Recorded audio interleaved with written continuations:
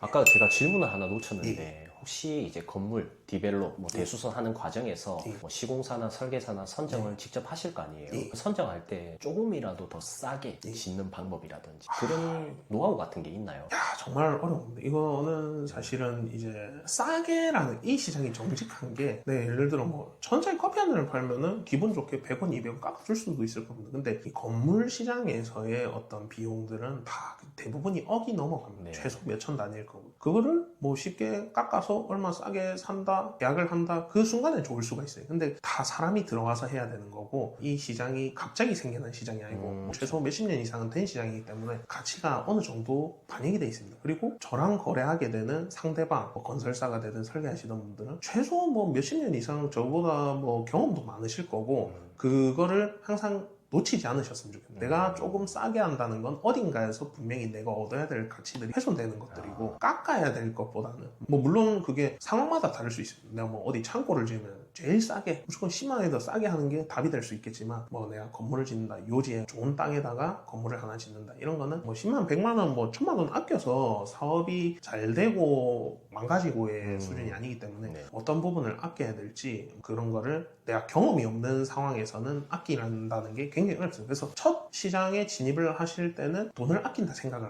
안 하시는 게 좋아요. 차라리 그 에너지를 내가 좀 더 좋은 땅을 잘 사는 데 쓰시는 게 나은 것 같고 땅을 좋은 걸 잘 잡아 놓으면 시공 과정이라든가 설계 과정에서 돈 100만 원, 500만 원 더 쓰는 거 그거 일도 아닙니다.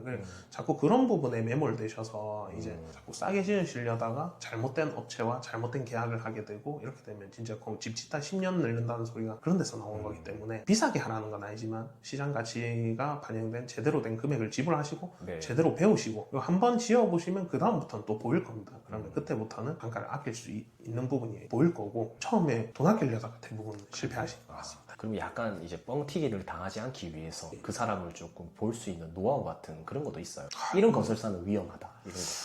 저도 이런 거를 많이 배우려고 정말 현장을 많이 돌아다니는데 일단은 큰 건설사들이나 뭐 광급 입찰도 그렇다면 견적이 10개가 들어오면 최저가 최고가는 다 날리고 중간쯤 어딘가에서 결정을 한다고 합니다. 여러 가지로.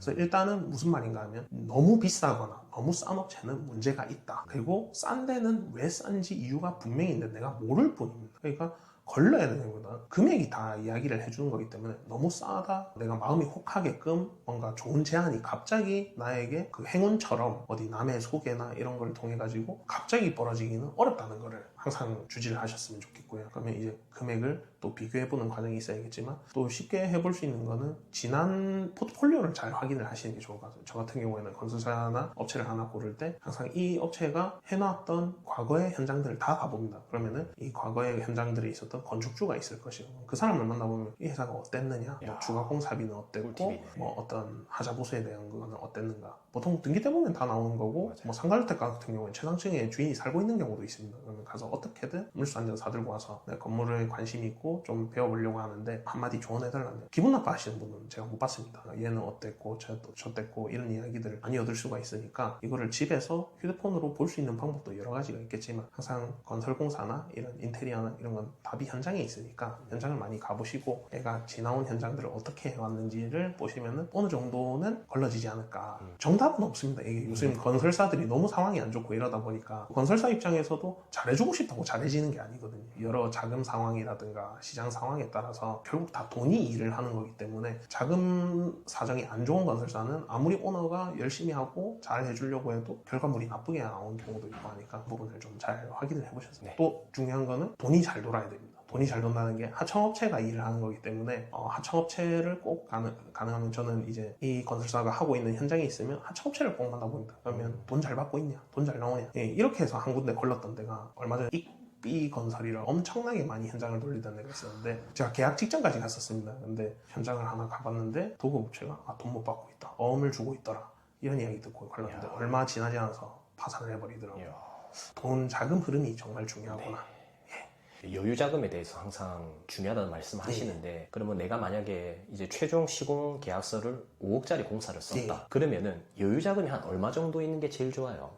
한 2년, 3년간은 건설공사비가 급등을 했었습니다. 그래서 이게 저도 사실 여윳돈을 갖고 시작했는데 워낙 공사비가 많이 늘어나다 보니까 여유자금 준비했던 거 한참 오버를 해버려서 굉장히 고생을 했었는데 지금은 그래도 시장이 상황은 안 좋지만 안정이 된 상황이고 그리고 시공사들이 보통 일이 없습니다. 일이 없어서 항공사를 따려고 굉장히 노력을 많이 하고 있고요. 마지막으로 혹시 강자구 시청자분들께 한 말씀 해주신다면 어떤 이야기가 있을까요?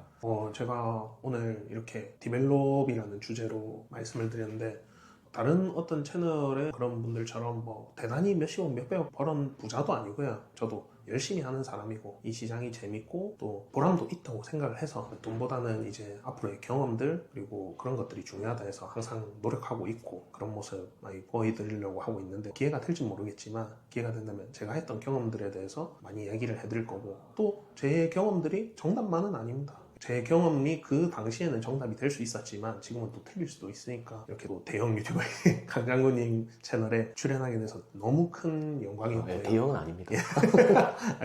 또 이런 구독자님들 앞에서 또 순수하게 이제 살아온 이야기를 할 수 있어서 너무 뜻깊은 시간이었습니다. 앞으로도 열심히 해보겠고 기회가 된다면 많은 경험 나눠드리도록 하겠습니다. 다음에 이제 프로젝트 하고 있는 것도 저희가 가서 또 영상도 찍고 하면 재밌을 것 같아요. 재밌는 시장입니다. 이게 건물이나 땅이나 이런 것들이 뭐 어쨌든 남들이 많이 안 하는 부분들이 있기 때문에 저도 뭐 몇 번 보여드린 적도 있지만은 아마 크게 돈 쓰고 그런 거 없습니다. 그냥 오롯이 그냥 남들이 어떻게 보든 저는 어쨌든 제가 할 수 있는 부분에서 최선을 다했고 또 좋은 결과물을 제 건물 뭐 보기에 따라서 저 건물이 어쨌다 저쨌다 할 수 있지만 어쨌든 제가 목숨 걸고 지은 건물이 한 채 있다는 그 자부심으로 또 사랑하고 있기 때문에 그런 경험들이 돈을 떠나서 재밌는 것 같습니다. 그래서 이 시장이 재밌고 하니까 여유 있으신 분들 관심 있으신 분들은 열심히 해보시면 좋은 결과 있을 것 같습니다. 네, 자 그럼 마치도록 하겠습니다. 감사합니다. 감사합니다. 안녕. 예.